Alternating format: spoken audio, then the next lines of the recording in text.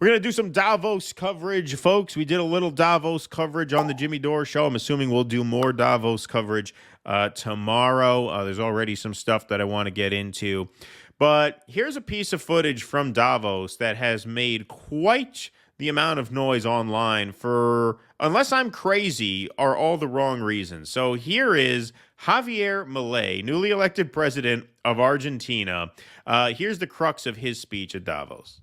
To leave a message for all business people here and for those who are not here in person but are following from around the world. Do not be intimidated either by the political class or by parasites who live off the state. Do not surrender to a political class that only wants to stay in power and retain its privileges. You are social benefactors. You're heroes. You're the creators of the most extraordinary period of prosperity we've ever seen. Let no one tell you that your ambition is immoral. If you make money, it's because you offer a better product at a better price, thereby contributing to general well-being. Yeah, Do no not such thing as surrender regulatory to capture. the advance of the state. The state is not the solution. The state is the problem itself. You are the true protagonists of this story.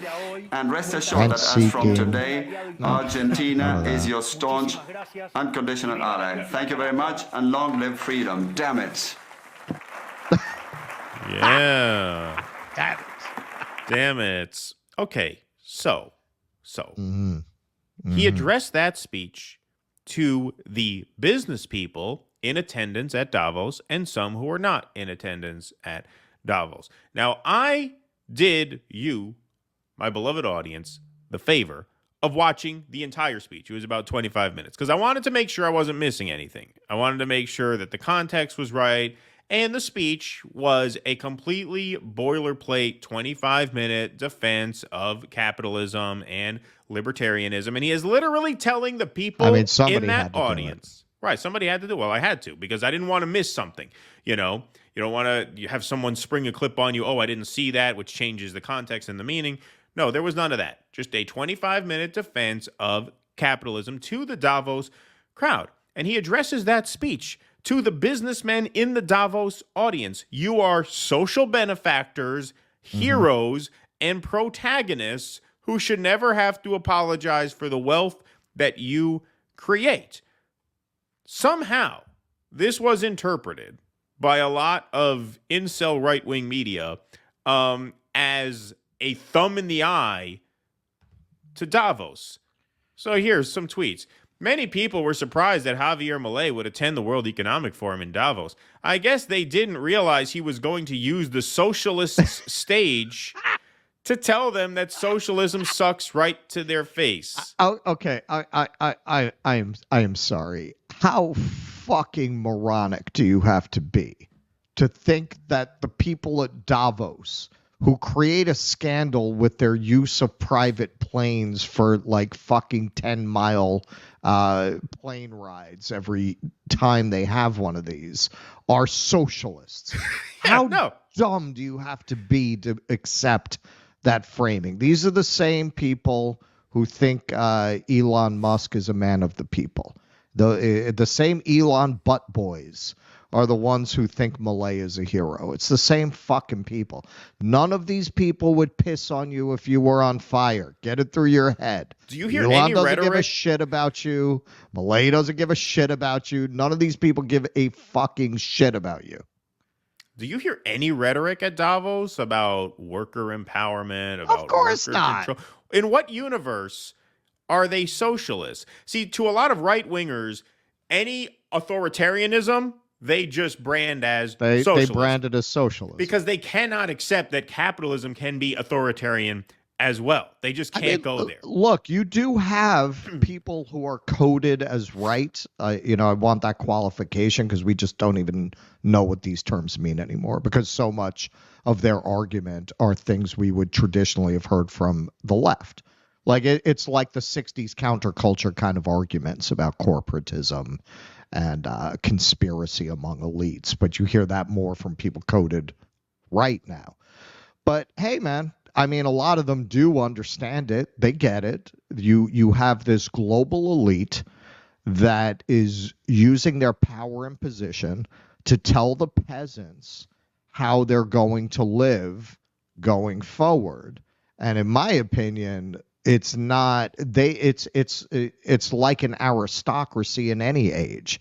They generally don't see themselves as harmful and predatory. They see themselves as enlightened and entitled.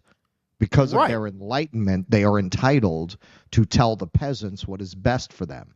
That's what's going on at Davos. It's the furthest thing from socialism you can get. It's an attempt to manage capitalism according to what they think is best for the lower orders. That's exactly what it is. It's the benevolent oligarchs' attempt to manage capitalism. Right. But to a lot of conservatives, as we'll see as these tweets go on here, President of Argentina, Javier Milei, stuns room of globalists at the World Economic Forum into silence after exposing them to their faces for destroying the West. Exposing them, he called them social benefactors, heroes, and protagonists to their faces. He's basically calling them the John Galt. He's making the Ayn Rand argument. You are the total Ayn Rand thing. Yeah, Ayn Rand what are you might have talking written about? Milei What as a world are you character. living in where he is up there challenging them and sticking his thumb in their eye? It's absolute nonsense, because what you describe, Russell, is absolutely right. But where the conservatives just have a total psychological break from reality is that none of the things that you described, which is, the management of the economy where elites determine what the peasants should and should not have access to, conservatives cannot implicate capitalism in that. They have to call that something else. Because once you admit that can exist under capitalism, then this knee-jerk, defense of capitalism and knee-jerk negative reaction to socialism, you can't have that anymore. So any type of top-down control over the economic system must be branded as socialist, even if the people doing it are billionaires flying in on private jets who have practiced capitalism their entire lives. Okay? Colin Rugg. Let me just get through these real quick because this is almost done. New president of Argentina, Javier Milei, demolishes socialism in front of a bunch of socialists at the World Economic Forum. Javier Milei showing up to the World Economic Forum to preach against socialism, government tyranny, and the globalist cabal. Oh, yeah. Badass. Argentina's new president, Javier Milei, called out the WEF to their faces. I'm sorry. What world are you living in? What world are you living in? What are you watching? Yeah, because he stood up in front of billionaires and told them to act with more impunity. Right. Yeah. Wow. He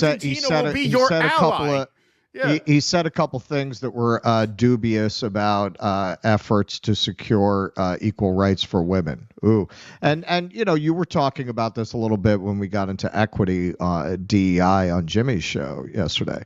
Yeah, if they didn't have woke, they'd have to invent it, right? Because if you attack these woke precepts, all of a sudden it's perceived as an attack on elites, right? And it's completely beside the point. Like, yes, these elites tend to represent those ideas, but it's just a smokescreen. Okay, so sure. I guess, for me personally, I speak out a lot about that smokescreen, but I speak out against the smokescreen because I want to talk about what's under it, and what's under it is these people and their fucking privileges. That's not going to go away if you get rid of woke. It'll just get rid of the illusion of what they are. Exactly. And then what are you going to be confronting? Not socialism. Right. Capitalism. Exactly. That's what you'll be confronting in its raw, obvious form. Exactly. So listen, man, I have seen a lot of bizarre cults of personality on the internet. Nothing like this fucking guy. Like, I don't understand what this guy can do to convince you that he is not who you think he is. The guy, as soon as he gets elected, he promises dollarization, support for Ukraine, support for Israel. He comes to Washington. He yucks it up with Biden's cabinet. He has lunch with Bill Clinton in Manhattan. Now he goes to Davos and says to their face, you are the heroes, protagonists, and social benefactors. And this guy is anti-establishment. He is the leader that the United States installs when the socialist wins the election. Right? He is the kind of guy who we would overthrow a socialist government and put in their place as a puppet of the U.S. And this guy is who they're insisting went to Davos and showed them up. Just bizarre. Really bizarre. He basically went up and did the "Who is John Galt" speech. Yes, exactly. And who's in the audience? John Galt. That's what Davos is. It's a meeting of John Galts. And now, yes, like what Russell was saying earlier, they are not naked in their plan to dominate, right? They do what's the book? Winner Take All. That book called Winner Take All. Non-Jordan Hardis. Exactly. Yeah. He put out a book about how these very, very wealthy people, oftentimes through rituals like the Davos Summit, will gather and they will convince. Yeah, Aspen Institute. Exactly. They will gather at these places in order to convince themselves, each other, and the world through the media that goes there that their empowerment is for the betterment of humanity as a whole. We do well by doing good. Yep. Right? Or we do good by doing well. Right. So that's what they're there to do. I mean, it's just a variation on trickle-down economics, right? Rising tide lifts all boats. It's very Ayn Rand.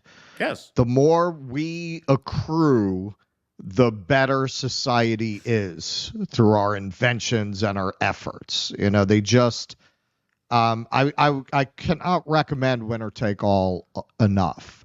For people who really want to understand how these people at Davos are thinking.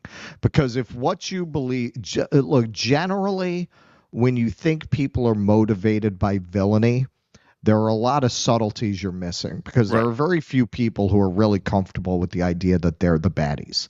Right. Not a lot of people go through, there are some. But I mean, stone cold sociopaths. But there are not a lot of. How do we fuck people today? No, there aren't a lot of people who really are comfortable living that way or seeing themselves that way. Usually, people have a moral justification. They see themselves as the good guy in their own story. These people at Davos, they're not sitting there going, "Ooh, how do we get at the people?" That's not what it is. It's that they see themselves as morally enlightened, right? And all of these initiatives are the way that they justify their own position, right? Just like any aristocracy, right? They need some version of the divine right of kings to justify their position to themselves, and this is how they do it. They get together at Davos and come up with initiatives. Yes, and they do advocate for a certain centralized top-down control of the world economic system.